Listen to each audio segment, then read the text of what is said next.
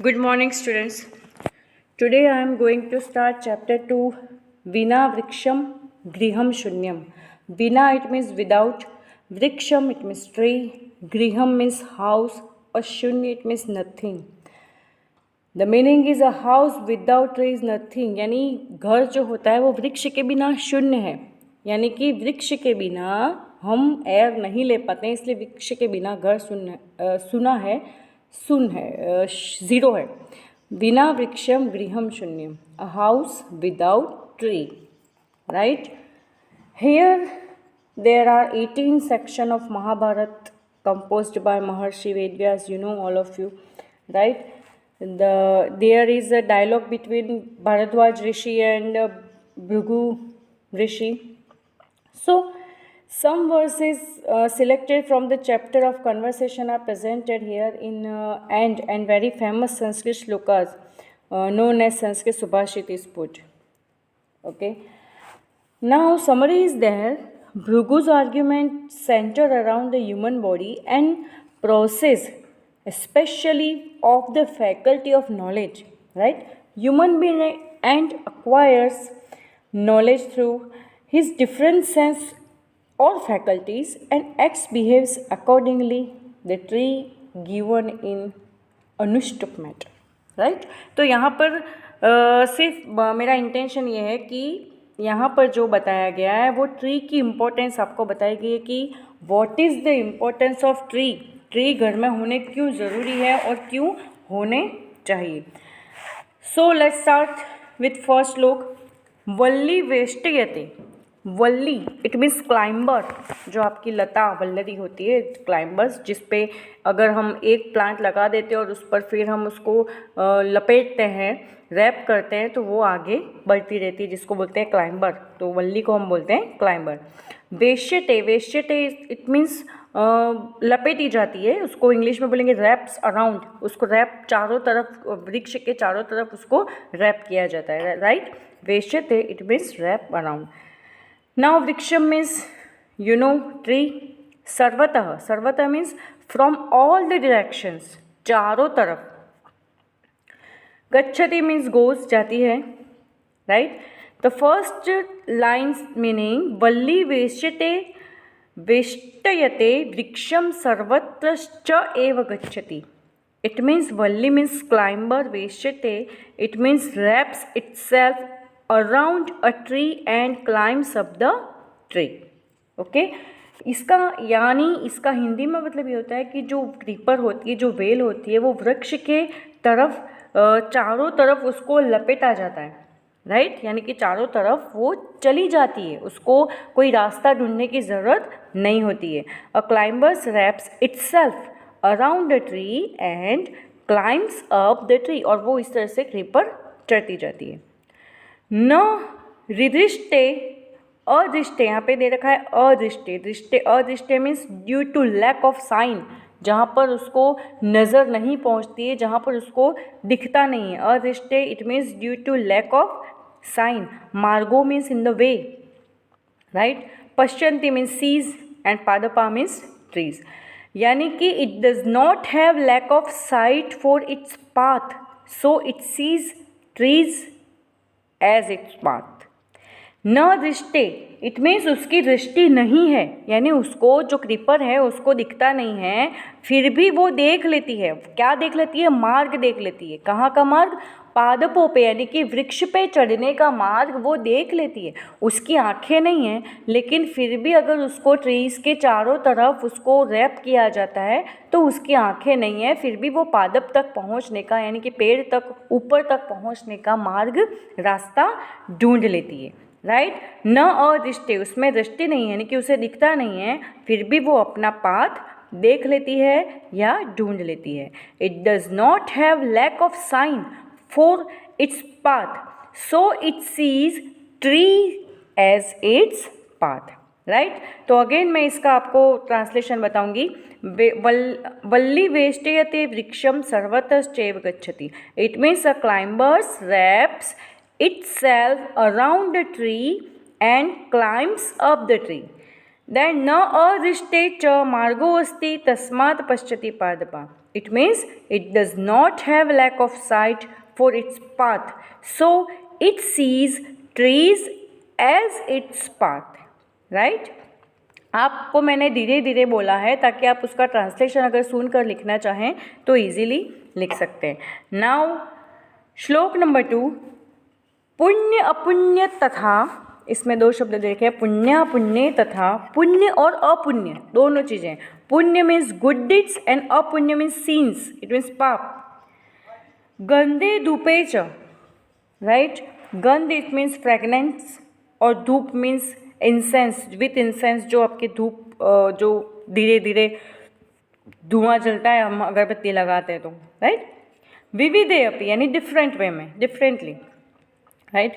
पुण्य अपुण्य तथा गंध धूपश्च विविधे अपि, यानी कि वृक्ष जो है वो पवित्र और अपवित्र गंध विविध प्रकार की धूप से या उसको धूप रहित पुष्पों वाले बनाते हैं, right.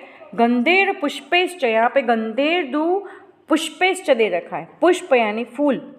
It means with good deeds and sin and with different type of fragrant incense the trees remain healthy and disease free. वो आगे हम बताएंगे. और होगा मीन्स डिजीज फ्री. पुष्पिता इट मीन्स विथ फ्लावर. और होगा यानी डिजीज फ्री एंड पुष्पिता इट मीन्स विथ फ्लावर. संति मीन्स इज देयर. तस्मात इट मीन्स 4th ट्री के लिए आया है तस्मात. फिर एक शब्द है जिघ्रंती. जिघ्रंती इट मीन्स स्मेल, राइट. जिघ्रंती इट मीन्स स्मेल. पादपा इट मीन्स ट्री. यानी इस श्लोक का मतलब ये होता है कि वृक्ष जो है वो पवित्र और अपवित्र गंध के साथ विविध प्रकार के धूप और रोग रहित पुष्प वाले होते हैं. इससे हम कह सकते हैं कि वृक्ष सूंघते हैं. जिघ्रंती यानी कि दे कैन स्मेल, वो सूंघते हैं. वो हमें अच्छी गुड डीड्स और पाप यानी कि अच्छे और अच्छी और बुरी गंध यानी स्मेल. वो हम ट्रीज़ जो है, हर ट्रीज से अच्छी स्मेल आती है ये ज़रूरी नहीं होता है. कोई ट्री ऐसे होते हैं जिससे हमें बुरी स्मेल भी आ सकती है. तो अच्छी और बुरी गंध वाले ये जो ट्रीज़ हैं वो धूप, वो हमें इंसेंस भी देते हैं, धूप भी देते हैं और हमें आरोग्य रखते हैं यानी कि डिजीज़ फ्री रखते हैं. इट मीन्स हेल्दी रखते हैं. पुष्पिता यानी हैविंग फ्लावर्स, उन पर फ्लावर्स हैं. इससे हम बोल सकते हैं कि ट्रीज़ भी स्मेल कर सकते हैं. They can smell also, right. तो इसका ट्रांसलेशन इस तरह से हो जाएगा कि with good deeds and scenes and with different types of fragrant incense the trees remain healthy and disease free.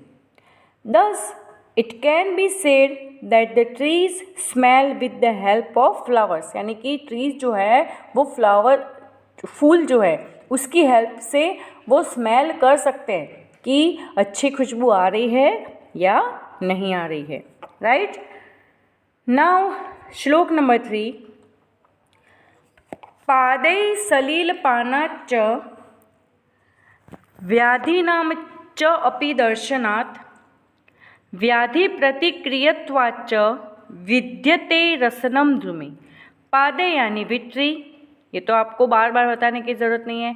सलील पानात, सलील इट मीन्स वाटर एंड पानात इट मीन्स बाय ड्रिंकिंग. सलील पानात it means by drinking water. व्याधीनाम, व्याधीनाम it means of disease, right. व्याधीनाम it means of disease. Then cha api means and also, darshanat means by seeing, right.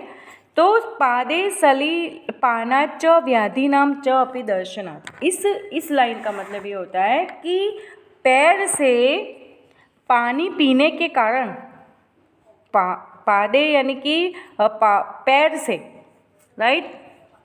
पादप यानी trees और पादे यानी पैर से, फ्रॉम फुट और लेग्स यू कैन से, राइट. तो पादे सलील पाना चाहिए. वृक्ष जो होते हैं वो पानी किससे पीते हैं? अपने पैरों से पीते हैं. क्यों? क्योंकि उसकी रूट में पानी आता है ना. उसकी रूट में पानी आता है जब तब जाके ट्रीज ऊपर आगे बढ़ते हैं. तो पादे सलील पानाच, उस पैर से पानी पीने की वजह से व्याधि नाम च अपि दर्शनात्, रोग भी दिखते नहीं है, राइट. रोग भी अपनी प्रतिक्रिया करते हैं क्योंकि रोग अब ट्रीज़ पानी पी रहे हैं, इसलिए उसमें जो डिजीज़ है उससे हम डिजीज़ फ्री हो जाते हैं, क्योंकि हम जब ट्रीज़ को पानी देते हैं तो ट्री क्या करते हैं, हमें वैल्यूएबल औषधि देते हैं, मेडिसिन्स देते हैं, राइट। व्याधि, व्याधि मीन्स बीमारी, इलनेस, डिजीज़। प्रतिक्रिया, प्रतिक्रिया it means by action of resisting disease, right, by action of resisting disease, यानी उस पर वो प्रतिक्रिया करते हैं। विद्यते रसनम ध्रुमे, रसनम यानी रसन का मतलब होता है टंग। क्यों टंग को रस बोलते हैं, क्योंकि उसमें बिटर, स्वीट, सॉर, सॉल्ट, ये सारे टेस्ट हमारी जीभ में होते हैं, इसलिए जीभ को बोला है रसनम। और ध्रुमे, यहाँ पर एक शब्द दे रखा है ध्रुमे, ध्रुमे it means in the trees, tree के लिए यहाँ पर दूसरा कौन सा शब्द आया, एक पादप आया था, एक वृक्ष आया था, और ये तीसरा शब्द आया ध्रुमे, राइट। तो इस श्लोक का मतलब ये है कि पैरों से पानी पीने की वजह से रोग को दिखने से भी रोग को प्रतिकार करने की क्रिया वृक्ष से हम जान पाते हैं, क्योंकि वृक्ष में रसन, रस लेने वाली एक जीभ है, वृक्ष में एक जीभ है, यानी कि टंग भी है, जो आपको डिसीज फ्री होकर के अच्छा रस देती है। क्यों? क्योंकि वृक्ष जो है वो अपने पैरों से बड़े होते हैं, वो अपने रूट्स से बड़े होते हैं, right. The translation is, it can be said that trees also possess tongue as they drink water with their roots, and whenever any disease occur in them, they resist it, right. Again I am telling, it can be said that trees also possess tongue as they drink water with their roots, and whenever any disease occur in them, they resist it, right. Now shlok number 4, वक्त्रेणोत्पलनालेन यथोर्व जलम आददेत तथा पवन संयुक्तः पादे पिबति पादपः। वक्त्रेण, वक्त्रेण का मतलब होता है with mouth,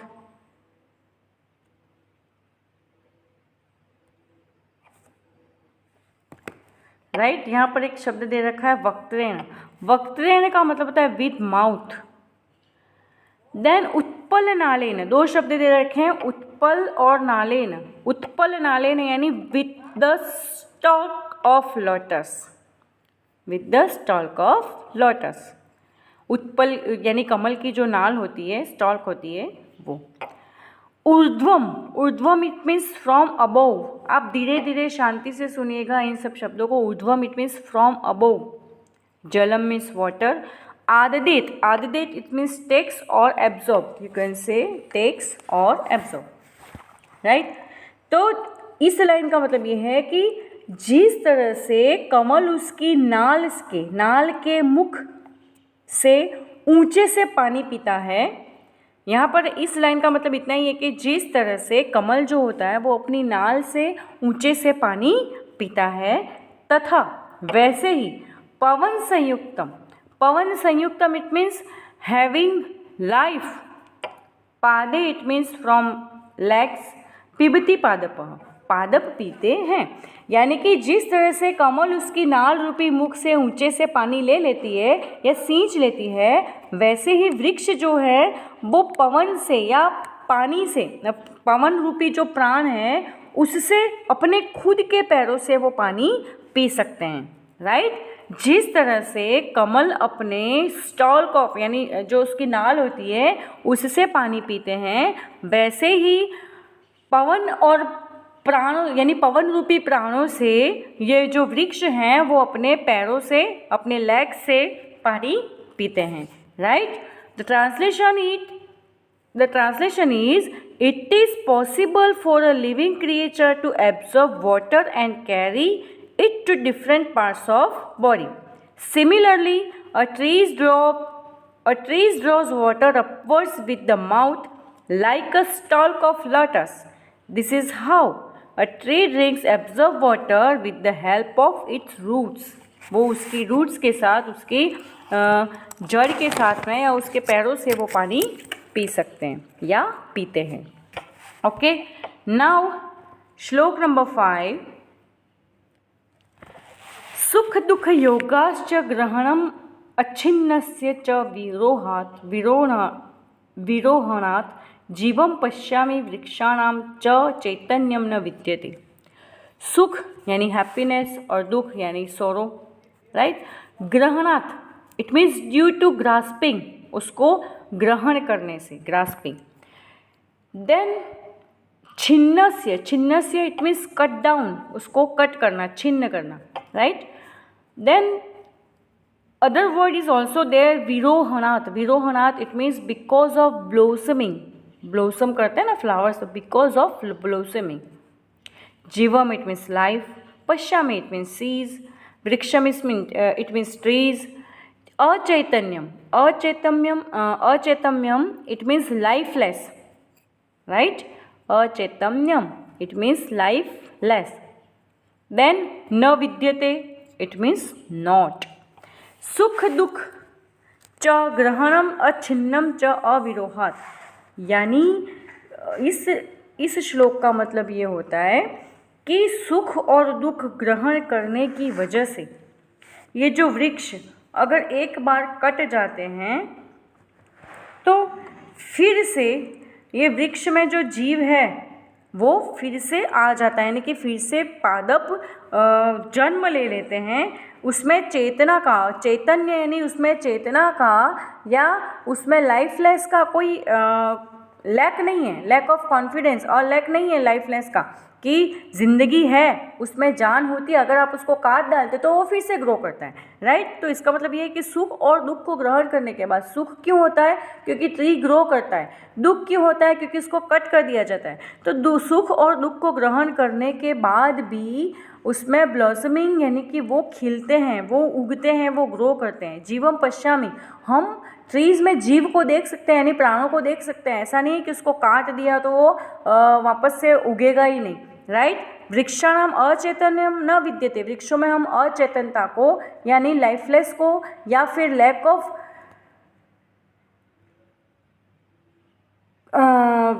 of life उसको, यानी कि उसमें ज़िंदगी ही नहीं है, ऐसा हम नहीं देखते हैं कभी। क्यों? क्योंकि सुख और दुख को ग्रहण करने के बाद भी ट्री हमेशा ग्रो करते हैं। So, I observe life in trees as they are able to grasp happiness and sorrow, and as they are able to blossom again when they are cut down. Thus, trees possess or have life means they are not lack of life, right. उसमें ज़िंदगी का कोई अभाव नहीं होता है, उसमें हमेशा प्राण होते हैं, ऐसा हम देख सकते हैं। नाउ श्लोक number 6।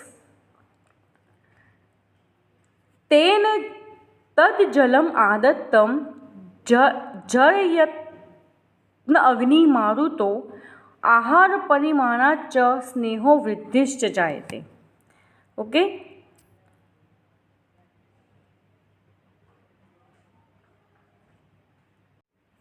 okay, then shlok number 6 means ten, it means by tree, right.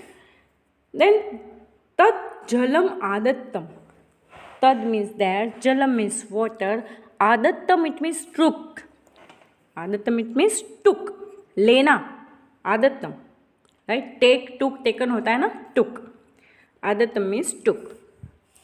Then जरयति, यहाँ पे एक शब्द दे रखा है, सी यहाँ पे दे रखा है जरयति। जरयति मीन्स डाइजेस्ट, हम जो भी खाना खाते हैं वो डाइजेस्ट होता है, पचता है, जिसको बोलते हैं जरयति। ओके, देन अग्नि मारुतो, अग्नि मीन्स फायर एंड मारुतो यानी हवा, एयर और wind, right, fire and wind, अग्नि एंड मारुतो। आहार परिमाणाच, आहार परिमाणात यानी due to the result of food, आहार यानी फूड और परिमाण, परिणाम, परिणाम यानी रिजल्ट और आहार यानी food, due to the result of food. स्नेह मीन्स स्मूथनेस, राइट. वृद्धि मीन्स ग्रो, एंड जायते इट मीन्स प्रोड्यूस्ड, ग्रो होना, बढ़ना, प्रोड्यूस्ड होना, राइट. तो इस श्लोक का मीनिंग ये है कि तेन जलम आदत्तम, वह कौन, वह वृक्ष, वह वृक्ष जो है वो पानी में रहे हुए, यानी कि वो सींचता है, पानी से तो सींचता है, लेकिन अग्नि और पवन यानी वायु, अग्नि और वायु से वो अपना जो पानी खाता है, पहले वाले श्लोक में दे रखा है कि ट्री अपने पैरों से पानी को लेता है, यानी कि उसका भोजन कौन है, पानी. तो अग्नि और मारुत यानी हवा से अपने उस भोजन को पचाता है, डाइजेस्ट करता है, राइट. आहार परिमाणश्च, जिस तरह से आहार का परिणाम, आहार का परिणाम मिलने की वजह से, यानी कि आहार का परिणाम उसको मिलता है, जो वो खाता है उसको. हम जैसे अगर कुछ खाते हैं, सीधी सी बात है कि अगर आप कुछ खाते हो तो आपका परिणाम क्या होगा. आप अगर अच्छा हेल्दी खा रहे हो तो आप हेल्दी रहोगे, आप अनहेल्दी और फास्ट फूड खा रहे हो तो आप फैटी हो जाओगे, अगर आप बिल्कुल नहीं खा रहे हो तो आप में वीकनेस आ जाएगी. यानी जो हम खाते हैं उसका परिणाम यानी रिजल्ट तो हमको मिलता है ना. तो जल से जो वृक्ष खाना खाते हैं वो पचाते किससे, डाइजेस्ट किससे करते हैं, अग्नि और हवा से, आग और वायु से उसको डाइजेस्ट करते हैं. जो खाने का परिणाम है यानी उससे जो रिजल्ट मिलता है उसी से, यानी कि उसका जो स्मूथनेस और उसका जो ग्रो हो रहा है, जिस तरह से ट्री का वृद्धि यानी ग्रो हो रहा है, जैसा वो स्नेह है यानी उसमें स्मूथनेस है, उससे पता चलता है कि उसका आहार का परिणाम अच्छा है, राइट. तेन तत् जलम आदत्तम, जल से वो अपने आप को सींचता है या जल लेता है. टुक, आदत्तम यानी टुक, जल लेता है. और अग्नि और मारुति से जरयति यानी वो अपने भोजन को डाइजेस्ट करता है. इसीलिए उसका रिजल्ट हमें ये मिलता है कि ट्रीज में स्मूथनेस है और वो ग्रो करते हैं, right. The translation is the fire and the wind help to digest water absorbed by tree. Similarly, by digesting food, trees becomes tender and grow. Right? Now, shlok number 7.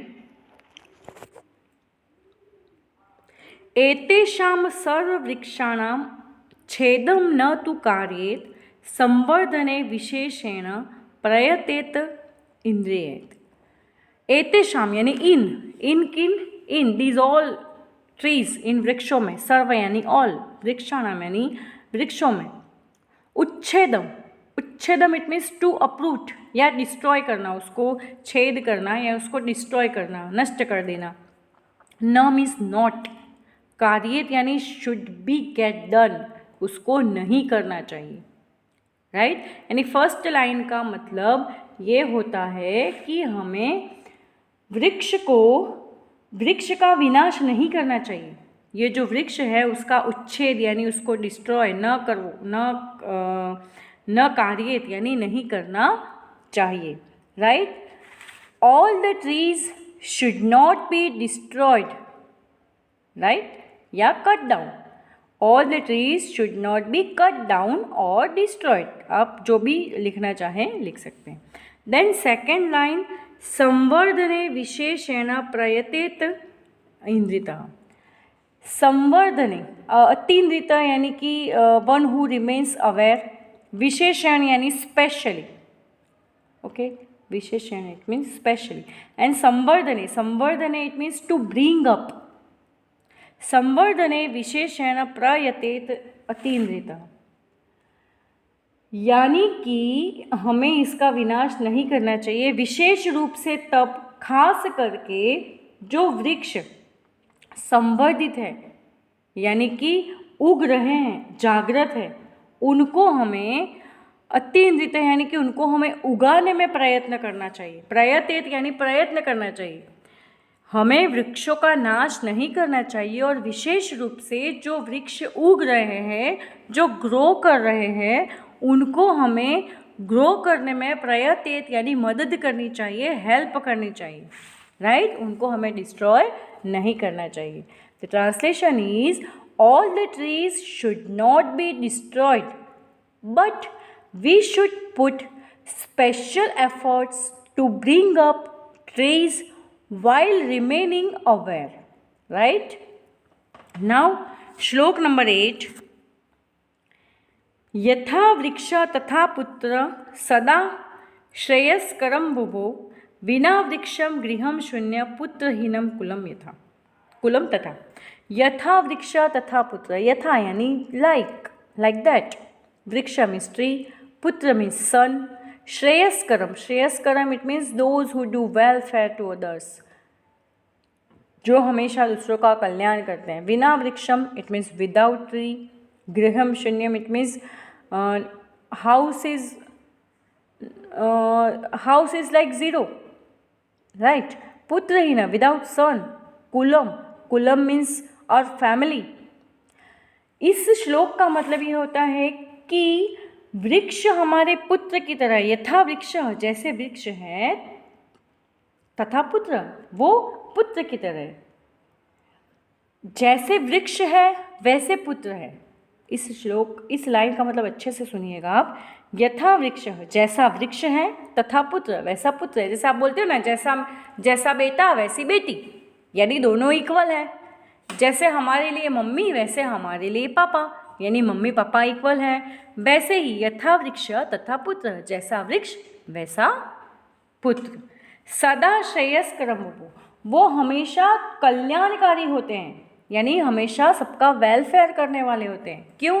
क्योंकि जब हमारे parents old हो जाते हैं तो जो उनके सन होते हैं वही उनकी केयर करते हैं, वही उनका रिस्पेक्ट करते हैं, वही उनको संभालते हैं। इसीलिए पुत्र जो होता है वो भी सबके लिए कल्याणकारी है, और वैसे ही ट्री जो होता है वो भी सबको न्यूट्रिएट करता है, सबको फल फ्रूट शैडो सब कुछ दे करके वो भी सबका कल्याण करता है। इसलिए जैसा वृक्ष है वैसा पुत्र है, क्योंकि सदा श्रेयस्कर वो, क्योंकि वो हमेशा कल्याणकारी होता है। Right? Both tree and sun always do welfare. Right? बिना वृक्षम गृहम शून्यम, क्योंकि बिना वृक्ष के घर सूना है। घर हमारा क्या है? वो ज़ीरो है, कुछ भी नहीं है। हमारे घर में वृक्ष नहीं है तो हमको एनर्जी, फ्रेश एयर कहाँ से मिलेगी? वैसे ही पुत्रहीनम, अगर पुत्र नहीं है तो कुल यानी उसकी पूरी फैमिली ज़ीरो है। यानी कि वृक्ष के बिना हमारा घर सूना है और पुत्र के बिना हमारा परिवार सूना होता है। इसलिए वृक्ष जैसा वृक्ष वैसा ट्री। राइट? देन अब देखिए आप, both a tree and sun always do welfare. A family is considered worthless in spite of possessing wealth and material happiness when there is no son in the family. Similarly, a house is considered worthless when it does not have a tree in its courtyard. Yeah? अब श्लोक number 9 and last श्लोक। एकेनापि सुवृक्षेण पुष्पितेन सुगंधिता वासितं वे वनम सर्वम सुपुत्रेण coulomb यथा। पुष्पितेन, एकेनापि यानी एक मतलब one of, न अपि यानी नो। सुवृक्षेण इट मीन्स गुड ट्री। पुष्पितेन, यहाँ पे एक वर्ड दे रखा है पुष्पितेन। पुष्पितेन it means flowered, one which flower have blossomed, right, यानी विथ फ्लावर। सुगंधिना इट मीन्स विथ फ्रेगनेंस। सुगंधिना इट मीन्स विथ फ्रेगनेंस। वासितम, वासितम मीन्स फ्रेगनेंट। वनम मीन्स वन, वय यानी डज नॉट। सुपुत्रेण यानी विथ सन। कुलम मीन्स और फैमिली। यानी इसमें ये बताया गया है कि जिस तरह से खिले हुए जो फूल होते हैं वो सुगंधीदार वृक्ष को महका देते हैं। राइट? एकेनपि, एक वृक्ष, एक फूल भी अगर खुशबूदार है तो वो वृक्ष को महका देता है। एकेनापि सुवृक्षेण पुष्पितेन सुगंधिना, अगर वृक्ष पे एक फूल भी है और वो सुगंधित है तो वो पूरे वृक्ष को महका देता है। वैसे ही वासितम वे वनम सर्वम पुत्रेण कुलम यथा। वैसे ही अगर एक अच्छा पुत्र है, सुपुत्र यानी अच्छा पुत्र है, एक अगर अच्छा पुत्र है तो पूरे कुल को यानी पूरी फैमिली को वो यश प्राप्त कराता है या फिर महका देता है, उसको आगे बढ़ाता है, right. A good tree having flowers blossomed on it make the entire forest fragrant. Similarly a good son make his entire family fragrant, means make his entire family happy and brings prestige to it, right। तो I hope आपको ये जो chapter है वो clear हो गया होगा कि किस तरह से इसको हमने किया। Now we will move on exercise. Exercise हम देखेंगे कि का वृक्षम वेष्टयते, तो किस तरह के वृक्ष लपेटे जाते हैं। तो का की जगह पर आपको लिखना है यहाँ पर वल्ली, राइट। इसका आंसर आएगा वल्ली। आहार परिमाणात किम किम जायते, तो ये किम किम की जगह पर आपको लिखना है स्नेहः। ये सारा आपकी टेक्स्ट बुक में दे रखा है, आपको थोड़ा सा मैं ब्रीफ कर रही हूँ। स्नेहः वृद्धिः च जायते, राइट। कस्मिन् कार्ये अतन्द्रित प्रयतेत, तो कस्मिन् कार्य किसके कार्य में, तो ऑब्वियसली यहाँ पे वृक्षों की बात है, तो वृक्षाणाम कार्य, राइट। देन को श्रेयस्करोस्तः, तो को की जगह पर सॉरी